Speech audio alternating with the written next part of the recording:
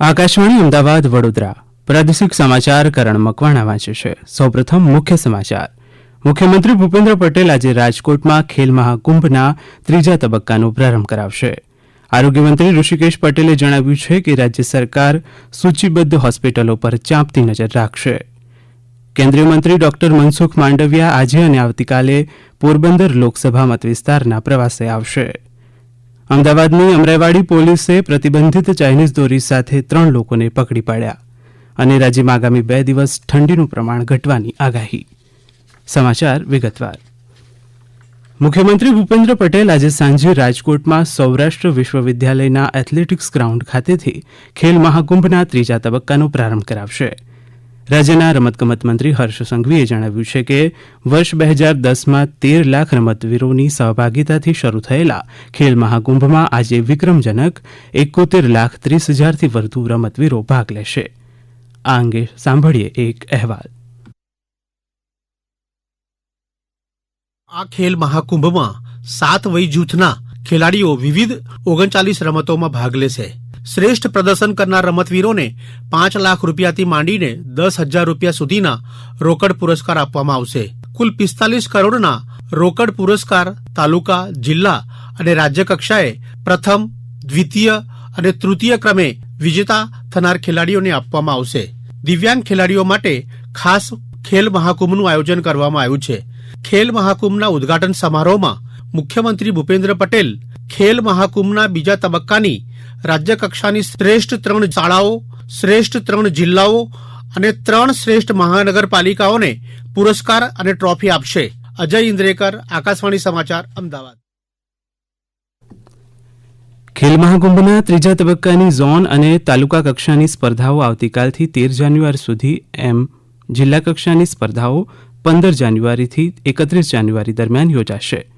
Online નોંધણી કરાવનારા તમામ ખેલાડીઓ સ્પર્ધાનો વિગતવાર કાર્યક્રમ khelmahakubh.gujarat.gov.in/calendar લિંક પર મુકાયો છે, તેમ સત્તાવાર યાદીમાં જણાવાયું છે. આરોગ્યમંત્રી ઋષિકેશ પટેલે જણાવ્યું છે કે રાજ્ય સરકાર દ્વારા રાજ્યની એમ્પેલેન્ટ એટલે કે સૂચિબદ્ધ હોસ્પિટલો પર ચાંપતી નજર રાખવામાં આવશે. તેમજ મા કાર્ડ પીએમજેએવાય યોજનાનો લાભ જરૂરિયાતમંદ સુધી પહોંચે તેવો આપણે પ્રયાસ કરવાનો છે. તેમણે ઉમેર્યું કે રાજ્યમાં એક પણ જિલ્લો એવો નહીં રહે જ્યાં મેડિકલ મહાવિદ્યાલય ન હોય. અમદાવાદમાં ગઈકાલે DNX talks Bharat medical excellence award કાર્યક્રમમાં આરોગ્યમંત્રીએ આ મુજબ જણાવ્યું હતું. હોસ્પિટલ માટે પણ જે એમ્પેનલ્ડ છે અમે કહીશું નહીં, એની ચર્ચા પણ નહીં કરીએ, પરંતુ હવે પછી જે એમ્પેનલ્ડ હોસ્પિટલો છે પૂરેપૂરી વોચ સરકારની રખાવાની છે. સાથે હમણાં આવતીકાલે જ અત્યારે જે વ્યવસ્થાઓ તૂટી છે, પીએમજેવાય કાર્ડ બનાવવાની હોય, પ્રી ઓથ આપવાની હોય, તો એમાં પણ આવતીકાલે જ અમે હેલ્પલાઇન નંબર એટલે કે વોટ્સઅપ નંબર જાહેર કરવાના છીએ. આ કાર્યક્રમમાં મુખ્યમંત્રી ભૂપેન્દ્ર પટેલના હસ્તે તબીબી ક્ષેત્રમાં કાર્યરત શ્રેષ્ઠ પ્રતિભાઓનું સન્માન કરવામાં આવ્યું હતું. આ પ્રસંગે વિકસિત ભારતના સંકલ્પમાં આરોગ્ય ક્ષેત્રનો મહત્વનો ફાળો રહેશે તેમ મુખ્યમંત્રીએ જણાવ્યું હતું. સુરતના પીપલોદ વિસ્તારમાં ગઈકાલે કારના શોરૂમમાં આગ લાગી હતી. સુરતના અમારા પ્રતિનિધિ લોપા દરબાર જણાવે છે કે આગને કાબૂમાં લેવા માટે અગ્નિશમન દળની 7 ગાડી ઘટના સ્થળે પહોંચી હતી. જોકે અગ્નિશમન દળે તરત પાણીનો મારો ચલાવી સમયસર આગને કાબૂમાં લેતા કોઈ જાનહાનિ થઈ ન હતી. કેન્દ્રીય મંત્રી ડોક્ટર મનસુખ માંડવિયા આજે અને આવતીકાલે પોરબંદર લોકસભા મતવિસ્તારના પ્રવાસે જશે. સત્તાવાર યાદી મુજબ ડોક્ટર માંડવિયા આજે અને આવતીકાલે કેશોદ, જેતપુર, ગોંડલ અને ઉપલેટાનો પ્રવાસ કરશે. તેમજ આવતીકાલે તેઓ કાર્યાલય ખાતે લોક પ્રશ્નો સાંભળશે. શ્રી માંડવિયા આજે સવારે જૂનાગઢના કેશોદ ખાતે લોકાર્પણ અને ખાતમુહૂર્ત કાર્યક્રમોમાં હાજરી આપશે. ત્યારબાદ બપોરે એપીએમસી વંથલી ખાતે ટિફિન બેઠકમાં જેતપુર ખાતે ધવલ ઇન્ટરનેશનલ સ્કૂલ ખાતે યોજાયેલા કાર્યક્રમમાં ઉપસ્થિત રહેશે. ઉપરાંત શ્રી માંડવિયા બપોરે ગોંડલ ખાતે આવેલી નદી પર નિર્માણ પામનારા પુલનું ખાતમુહૂર્ત કરશે.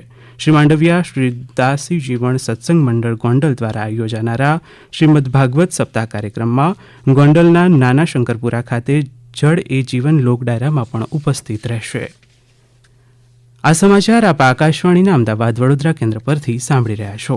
આ સમાચાર આપ અમારી YouTube channel AIR news Gujarat પર પણ સાંભળી શકશો.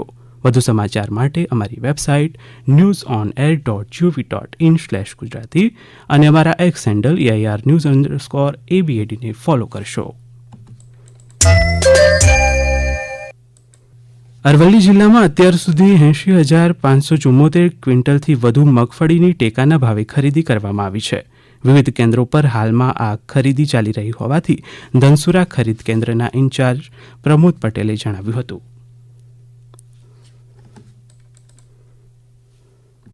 અરવલ્લી જિલ્લામાં ટેકાના ભાવે મગફળી ખરીદી કરવામાં આવી રહી છે.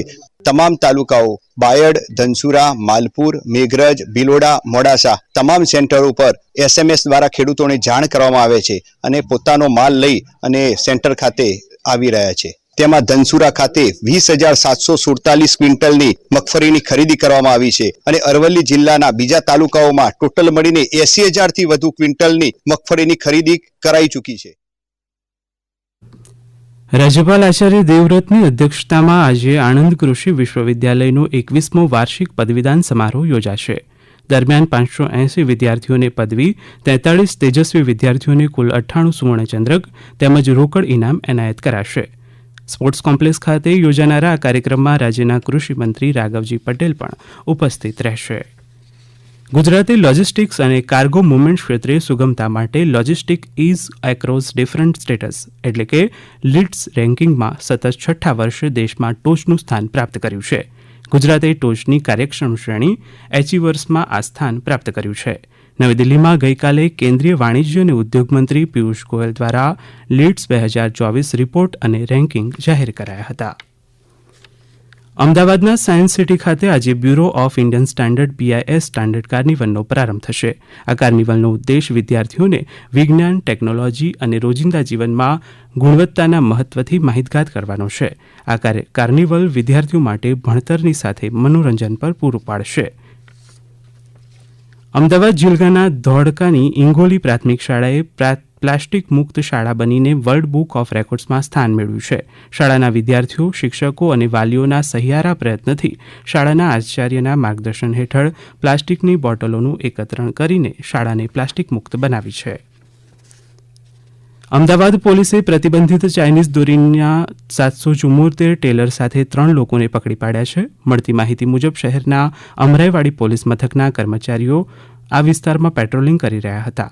દરમિયાન અમરાઈવાડી હાટકેશ્વર 4 રસ્તા સૂર્યનગર હરિઓમ ફ્લેટ નીચે ખુલ્લી જગ્યામાં ચાઇનીઝ દોરી વેચાતી હોવાની માહિતી મળી હતી. પોલીસે દરોડા પાડી પ્રતિબંધિત ચાઇનીઝ દોરીના 1,56,240 રૂપિયાના 774 ટેલર ઝડપી પાડ્યા હતા. રાજ્યના હવામાન વિભાગે આગામી 2 દિવસ ઠંડીનું પ્રમાણ ઘટવાની આગાહી વ્યક્ત કરી છે. રાજ્યમાં છેલ્લા 4 દિવસથી કેટલાક જિલ્લાઓમાં લઘુત્તમ અને મહત્તમ તાપમાનમાં વધારાની સાથે ઠંડીથી આંશિક રાહત મળી છે. આ અંગે હવામાન વિભાગના નિદેશક AK દાસે આ મુજબ જણાવ્યું. आने वाले दिनों के लिए आज का जो पूर्वानुमान है, मौसम शुष्क रहने का पूर्वानुमान दिया गया है और जो पवन का दिशा है उत्तर पूर्व से पूर्व था. हमारा लघुत्तम तापमान में 2 से 3 दिन तक आपका एनएलसी रहेगा. तापमान में कोई ज्यादा तक परिवर्तन नहीं होगा, लेकिन उसके आगे 2 से 3 डिग्री सेंटीग्रेड डाउन होने का पूर्वानुमान दिया गया है. जो ડાંગ જિલ્લામાં આદિજાતિ વિકાસ રાજ્યમંત્રી કુંવરજી હળપતિએ 384 વિકાસ કામોની મંજૂરી આપી છે. જિલ્લા આદિજાતિ વિકાસ મંડળની બેઠકમાં મંત્રીશ્રીએ 2024-25ના વર્ષના ન્યૂ ગુજરાત પેટર્ન યોજના અંતર્ગત હાથ ધરાનારા આદિવાસી વિસ્તારના વિવિધ વિકાસ કામોને મંજૂરી આપી છે. પંચમહાલમાં પંચમહોત્સવના બીજા દિવસે ગઈકાલે હાલોલ પ્રાંત અધિકારી અને વન વિભાગના કર્મચારીઓ દ્વારા બાળકો માટે નેચર ટ્રેલ યોજવામાં આવી હતી. અમારા પ્રતિનિધિ વિપુલ પુરોહિત જણાવે છે કે આ નેચર ટ્રેલમાં જેપુરા પ્રાથમિક શાળાના બાળકોને માંડવી ઇકો ટુરિઝમ સાઇટ ખાતે આવેલા બટરફ્લાય બગીચાની મુલાકાત કરાવવામાં આવી હતી. અંતમાં મુખ્ય સમાચાર ફરી એકવાર. મુખ્યમંત્રી ભૂપેન્દ્ર પટેલ આજે રાજકોટમાં ખેલ મહાકુંભના 3જા તબક્કાનો પ્રારંભ કરાવશે. આરોગ્યમંત્રી ઋષિકેશ પટેલે કહ્યું છે કે રાજ્ય સરકાર સૂચિબદ્ધ હોસ્પિટલો પર ચાંપતી નજર રાખશે.